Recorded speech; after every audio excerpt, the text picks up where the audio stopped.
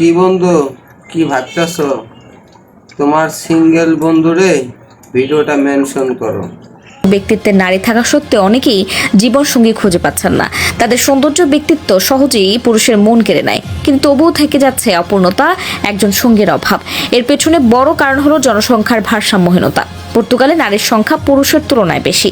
আবার আইন অনুযায়ী একজন পুরুষ কেবল একজন নারীকে বিয়ে করতে পারে, একাধিক বিয়ে সম্পূর্ণ নিষিদ্ধ।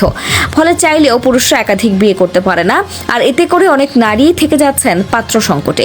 এই পরিস্থিতিতে অনেক নারী বাধ্য হয়ে বিদেশি পুরুষদের জীবনসঙ্গী হিসেবে বেছে নিচ্ছেন। বিশেষ করে বাঙালি পুরুষদের প্রতি তাদের আগ্রহ বাড়ছে। ইতিমধ্যে বহু তরুণী অভিবাসী বা ভিন্ন দেশের নাগরিকদের বিয়ে করে নতুন জীবন শুরু করছেন। এমনকি পাত্র না পাওয়ার কারণে অনেক নারী বিয়ে ছাড়াই সন্তান জন্ম দিচ্ছেন। বিবাহ বহির্ভূত সন্তানের সংখ্যাও সেখানে উল্লেখযোগ্যভাবে বেশি। অন্যদিকে এই সংকটকে অনেকেই সুযোগ হিসেবে দেখছেন। পর্তুগালে বাংলাদেশিদের চাহিদা বাড়ছে দিন দিন। প্রতি বছর হাজার হাজার মানুষ বাংলাদেশ থেকে সেখানে পাড়ি জমাচ্ছেন। এর অন্যতম কারণ হলো উন্নত জীবনযাত্রা, তুলনামূলক বেশি বেতন এবং কাজের সুযোগ। অনেক ক্ষেত্রেই সহজে রেসিডেন্ট কার্ড পাওয়ার সুযোগ থাকায় ইউরোপে স্থায়ীভাবে বসবাসের স্বপ্নও পূরণ হচ্ছে। পর্তুগালের জীবনযাত্রা যেমন আধুনিক, তেমনই প্রাণবন্ত। শহরের কফি শপ ও রেস্টুরেন্টগুলোতে তরুণদের আড্ডা, রাস্তায় বসে সঙ্গীতের আসর, পর্যটক ও স্থানীয়দের মিলেমিশে থাকা, সব মিলিয়ে এক অন্যরকম আবহ। রাতে শহরগুলো হয়ে ওঠে আরও জমজমাট। ডিস্কো, ডিজে, আলো ঝলমলে পরিবেশে তরুণদের ভিড় চোখে পড়ার মতো। প্রাকৃতিক সৌন্দর্যের দিক থেকেও পর্তুগাল এক অনন্য দেশ।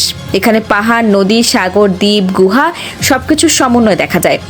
শীতকালে সেরা দা এস্ট্রেলা অঞ্চল বরফে ঢেকে যায়, যা দেশের একমাত্র বরফাচ্ছন্ন এলাকা হিসেবে পরিচিত। সমুদ্রপৃষ্ঠ থেকে প্রায় ৬,৫৩৯ ফুট উঁচু হওয়ায় এটি পর্যটকদের কাছে অত্যন্ত আকর্ষণীয়।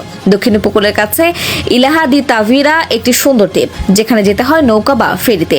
গ্রীষ্মকালে এখানে মানুষের ঢল নামে, আবার নির্জন সৈকতের শান্ত পরিবেশও উপভোগ করা যায়। এছাড়া আজোরেস দ্বীপপুঞ্জ পর্তুগালের সবচেয়ে বড় দ্বীপ অঞ্চল, প্রকৃতিপ্রেমীদের জন্য স্বর্গের মতো।